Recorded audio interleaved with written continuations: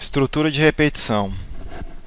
São muito comuns as situações em que se deseja repetir um determinado trecho de um programa certo número de vezes. Muitas vezes, o número de repetições não é conhecido antecipadamente. As estruturas de repetição são muitas vezes chamadas de laços ou também de loops. Então, quando a gente se depara com uma situação onde a gente precisa repetir um determinado trecho de um código várias vezes, a gente vai estar utilizando a estrutura de repetição. Aqui nós temos um exemplo sem a utilização dessa estrutura, né? Um exemplo típico, que nesse caso aqui, então, leia 5 números inteiros e os escreva na tela. Então, se a gente não utilizar a estrutura de repetição, ele ficaria dessa forma aqui, ó. Como são 5 números, vou declarar 5 variáveis para estar armazenando esses valores do tipo inteiro. E vou estar solicitando 5 valores do usuário. Então ele vai ter 5 solicitações de valores do usuário. Então ele vai digitar o primeiro número, o segundo, o terceiro, o quarto e quinto. E ao final vai estar mostrando esses valores que o usuário forneceu. Mas e se eu solicitasse 1000, ou 10.000 valores? Olha só a quantidade, o tamanho do meu código somente com 5 valores. Então, se torna muito trabalhoso, você realizar esse tipo de operação utilizando esse tipo de estrutura aqui. Não, o código fica imenso, e se torna muito trabalhoso. Então, é recomendável que a gente se utilize uma estrutura de repetição para estar realizando esse tipo de tarefa. Então, a primeira estrutura que a gente tem de repetição é o laço com teste lógico no início. Ele repete um bloco de algoritmo diversas vezes com base em uma condição.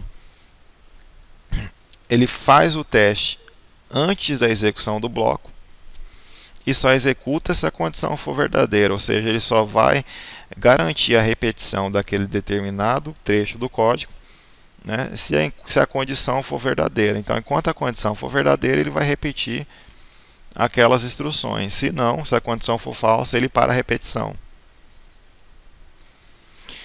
Aqui nós temos o primeiro exemplo, utilizando aquele exemplo anterior que a gente obtém 5 números do usuário e mostra ele na tela. Então, esse exemplo aqui a gente está utilizando agora a estrutura, o laço com teste lógico no início. Então, mesma coisa, a gente quer obter 5 valores do usuário e ao final mostrar esses valores.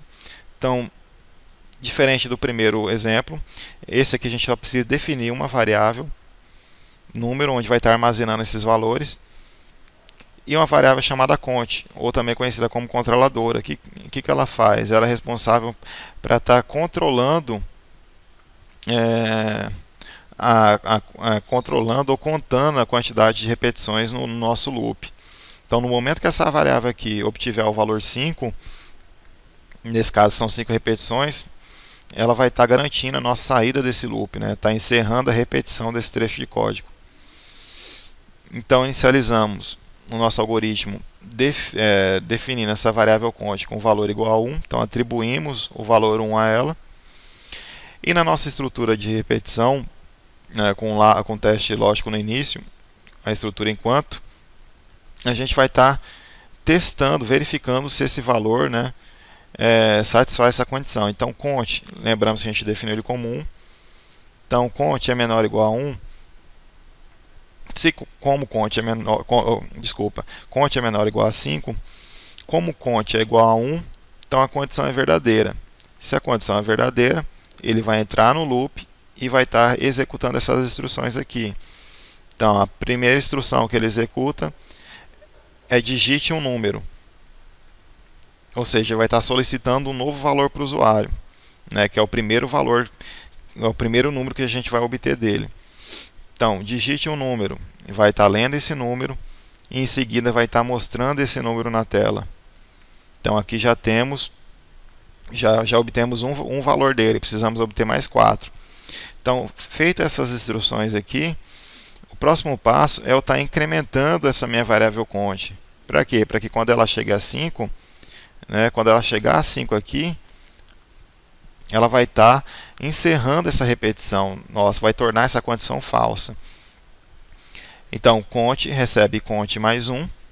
Né? O conte meu que valia 1, agora passa a valer 2. Por quê? Aqui, ó, conte não vale 1, então 1 mais 1, 2. Então, conte agora passa a valer 2. No momento que eu executo essa instrução aqui, o que ele vai fazer? Ele volta lá em cima novamente, na minha estrutura enquanto, e vai estar verificando novamente, ó, o valor dessa minha variável conte, que agora é 2. Então, ele vai verificar novamente. 2 é menor ou igual a 5? É. Se é, então repete novamente todas essas instruções aqui dentro, ou seja, vai solicitar mais um número para o usuário. Solicitou mais um número, incremento novamente a minha variável conte, que era 2, passa a valer 3. Executou essa última instrução, volta novamente lá na estrutura, lá em cima no teste da condição, no teste condicional da estrutura enquanto. Então, meu conte vale 3. Então, ele verifica, 3 é menor ou igual a 5? É. Então, novamente, vai solicitar mais um número para o usuário e vai incrementar novamente a minha variável, que agora vai passar o valor, conte, que vai passar o valor agora, vai passar a ser 4. Volta novamente lá em cima no teste. 4 é menor ou igual a 5? É menor. Então, novamente, solicita um novo valor, incrementa a minha variável em 5, minha variável conte em 5, e novamente volta lá em cima para realizar o teste lógico. Então, 5 é menor ou igual a 5? 5 é igual a 5. Então, repete mais uma vez. Repetiu, solicitou novamente um valor. Solicitou incremento novamente, obteve esse valor. Então, novamente, eu vou estar incrementando mais um em minha variável conte, que era 5, passa a valer 6. Volta em cima novamente. Agora, meu conte é 6. Então, 6 é menor ou igual a 5? Não. 6 é maior, o que torna minha condição falsa. Ou seja, no momento que essa condição minha que se torna falsa, nenhum código contido nessa minha estrutura aqui será executado. Ou seja, a repetição ela é encerrada nesse momento. No momento que essa condição se torna falsa, a minha repetição também é encerrada. Encerrou essa operação, terminou o algoritmo. Então, as instruções são repetidas enquanto a condição for verdadeira. Então, caso contrário, a estrutura enquanto não será executada, ou seja, caso a condição seja falsa. Então, ele só executa, só repete código enquanto a condição for verdadeira. Temos um outro exemplo dessa mesma estrutura com teste lógico no início. Então, o que ele pede? Faça um programa que leia vários números inteiros e apresente o número na tela. E em seguida uma pergunta se o usuário deseja continuar. Caso a resposta seja negativa, termine a execução. Ou seja, nesse exemplo aqui, o número de repetições não é conhecido. Por quê? No exemplo anterior, a gente queria apenas 5 repetições. Como a gente lá sabia o número de repetições, a gente declarava uma variável conte que era incrementada 1 a 1 até chegar ao valor que não satisfazesse aquela condição imposta na estrutura enquanto e encerrasse a minha repetição. Como aqui eu não conheço o número de repetições, ou seja, eu posso fazer diversas repetições, então eu tenho que utilizar de outro mecanismo para estar interrompendo essa repetição. Então, nesse exemplo aqui, a gente vai estar lendo vários valores e no momento que eu entrar no momento que eu solicitar lá para ele perguntar para ele se ele deseja continuar aquela repetição, e no momento que ele informar um valor para mim, que nesse caso seja não, eu vou estar parando a minha repetição. Então, enquanto o usuário informar que deseja continuar, ele vai estar repetindo toda a instrução para mim. Então, primeiramente, declaro minhas duas variáveis, minha variável número do tipo inteiro e uma variável resposta do tipo literal. Então, ao contrário do outro exemplo, que eu utilizava uma variável conte para estar controlando a saída do meu loop. Nesse exemplo, quem está fazendo o controle da saída é essa variável resposta. Então, inicializo a variável resposta, inicializo ela com o valor sim. Por que sim? Porque enquanto a minha resposta for sim, ele vai estar repetindo as instruções. No momento que eu informar um valor diferente de sim, por exemplo, não, ele vai estar parando a repetição. Então, enquanto a resposta que eu defini como sim for verdadeira, ele repete. Então, sim é igual a sim? É. Então, ele permite a entrada dentro do loop. Entrou no loop, ele vai solicitar para mim um número. Então, digite um número. Informei um número, vai mostrar um número na tela e logo após isso vai estar perguntando para mim novamente, ó, deseja continuar?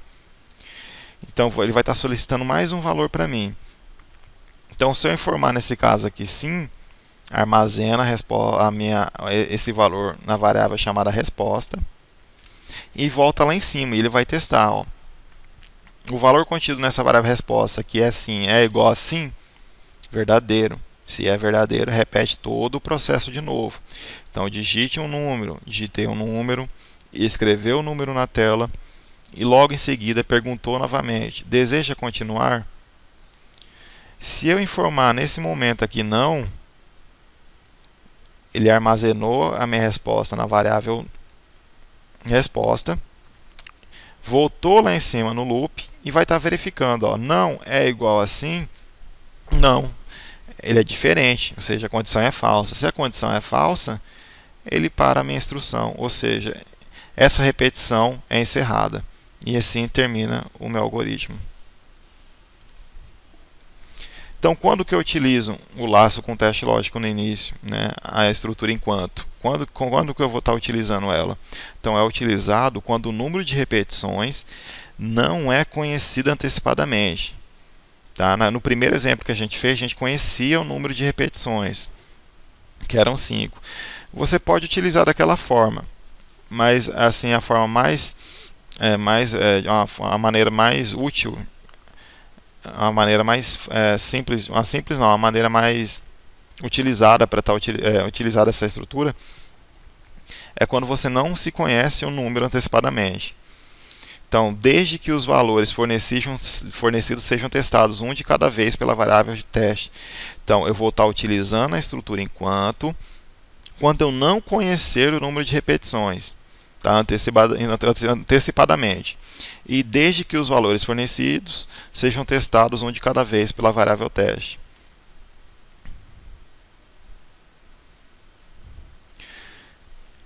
Outro exemplo dessa estrutura enquanto. Então, faça um programa que leia vários números. Enquanto o número for maior que 0, ou seja, enquanto os valores que eu entrar forem positivos, faça a sua soma. Caso contrário, a operação deverá ser cancelada. Então, nesse exemplo, eu declaro minha variável número e a variável soma do tipo inteiro. Inicializo minha variável soma em 0 e vou logo de início solicitar um valor para o usuário. Então, digite um número. Ele informou o número, armazenei esse número e vou estar verificando na minha estrutura enquanto. O número que eu forneci aqui ele é maior que 0, ou seja, é um número positivo. Se for um número positivo, ele vai entrar no laço e vai estar fazendo a operação de soma. E novamente, dentro do laço, eu pergunto novamente para o usuário, né, digite um número. Então, enquanto esse número meu for positivo, ele vai continuar repetindo. Então, se eu entrei, por exemplo, aqui o número 2, ele volta, vai novamente lá em cima na estrutura enquanto e verifica se 2 é maior que 0. 2 é maior que 0? É. Se é, então continua o processo de solicitação de número. Então, novamente, digite um número, entrei um número negativo, entrei menos 1. Entrei menos 1, volta lá em cima no laço e verifica. Menos 1 é maior que 0? Não. Então, a minha instrução enquanto é encerrada. Dessa forma, termina o algoritmo.